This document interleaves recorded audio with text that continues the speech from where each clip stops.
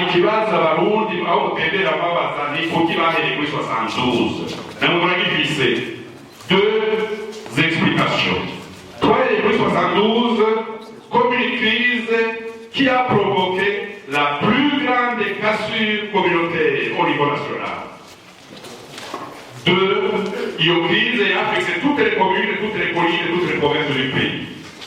Intellectuels fauchés, médecins tués, gendarmes tués, militaires tués, agronomes tués, médecins tués, enseignants tués, commerçants tués, et vous voulez le développement du pays.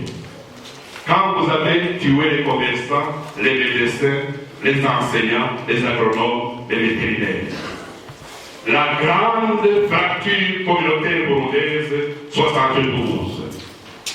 Bimwe mu byose rero bimaze gutora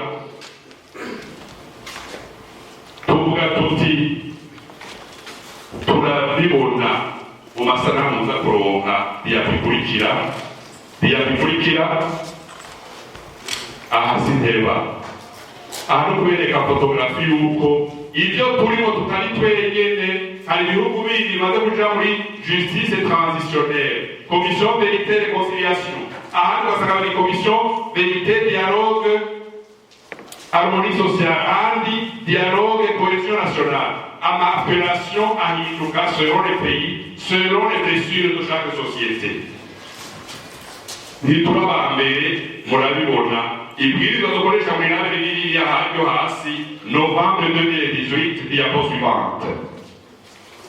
Bagenzi, rero mwebwe muri kaminuza, rero mwebwe muri histoire, mwiga relations internationales, mwiga sciences politiques, bref les sciences humaines, ubona ajya amatariki uyaravye ukuze ugira analize ubona ko ateye ubwoba.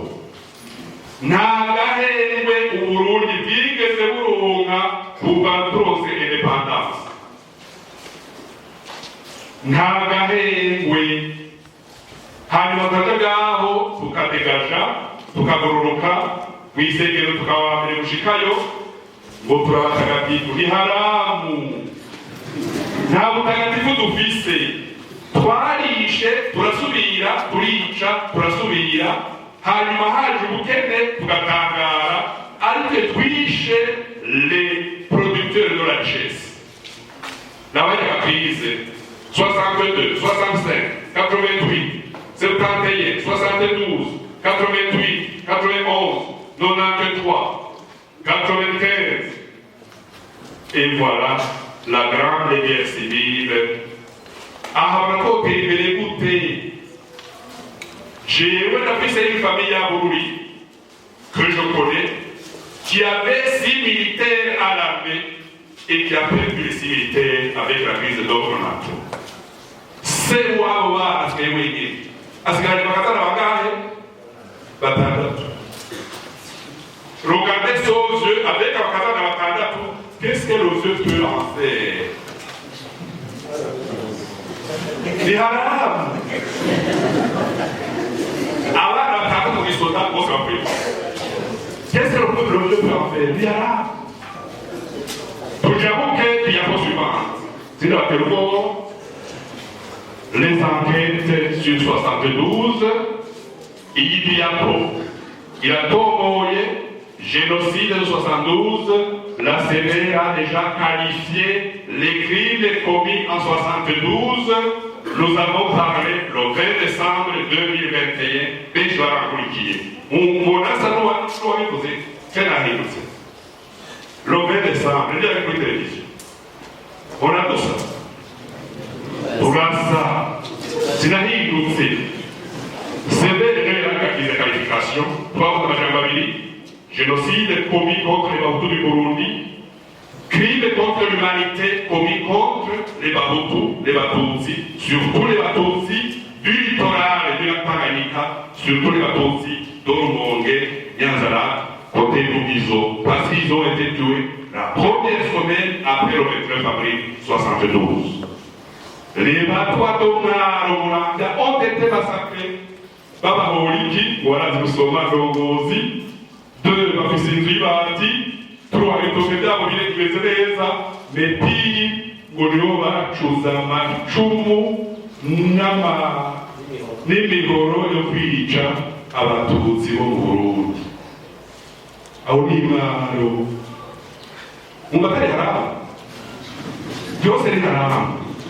Reka tujabuke birambeze aha rero turi kubatohoza kandi kubera mwiga muri kaminuza iranababwira ikintu bihambaye iyi bita ubwicanyi bwa 72 ntibwaheze ya 72 73 bwarabandanije 74 bwarabandanije 75 bwarabandanije agahengwe kagarutse umuntu witwa Colonel JBB afashe le pouvoir.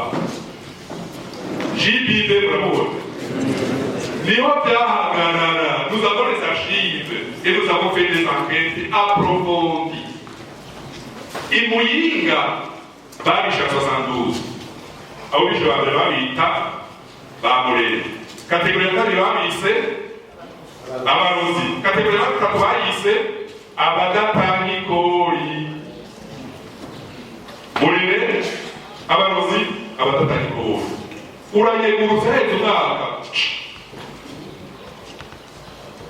tujabuke z'intebe bimwe mu byo tumaze kumenya. Twamaze kumenya yuko byo za kubereka abahutu bishwe ku rugero rudasanzwe, ariko hariho n'abatutsi bishwe. Hariho n'abatutsi bishwe bariko barakingira abahutu. Hariho abatutsi bishwe bariko barakingira abahutu. Hariho abatutsi bishwe basangiye bizinesi z'abatutsi. Hariho abatutsi bishwe bafise umugore mwiza bashaka kumutwara. Mwari ubizi ibyo byose ni haramu, Imana ntibikunda. Ubwoko turajabutse. Esclavage mu Rumonge, hari abahutu bakoresheje mu Rumonge imyaka n'imyaka badahembwa. Bari bakwiye cane Matana, Songa, Mugamba. Esclave barabiduriyeko. Muri 2022 ubutungane bwaragoswe. Amajwi yose dufite yerekana l'implication des magistrats et hauts magistrats muri arrestation muri tuwe et dans des simulacres de jugement. Simulacre de jugement. Twandanye diapo yameze ibitwaza kubivuga genocide crime contre l'humanité mu marco bw'igihugu nazo kubivuga ibi byose byerekeye la vérité iragareka ry'amajambo dukorerako la vérité, la justice, les réparations, les garanties de non-répétition. Aya n'amajambo agaruka cane muri mécanisme de justice transitionnelle. Amwe tuyafata comme les piliers de la justice transitionnelle, mais l'objectif principal, il est de faire ni garantie de non-répétition. Garantie de non-répétition. Diapo suivante. Ibisida bitebako ariko biranakavuga gatoya kabere. Notre capacité à nous comprendre, nos nouvelles façons de ressentir et d'interagir, kumvikana. Aha naho mubwira ibyo muzuye umunsi muze kwandika ijambo vivre et survivre ensemble.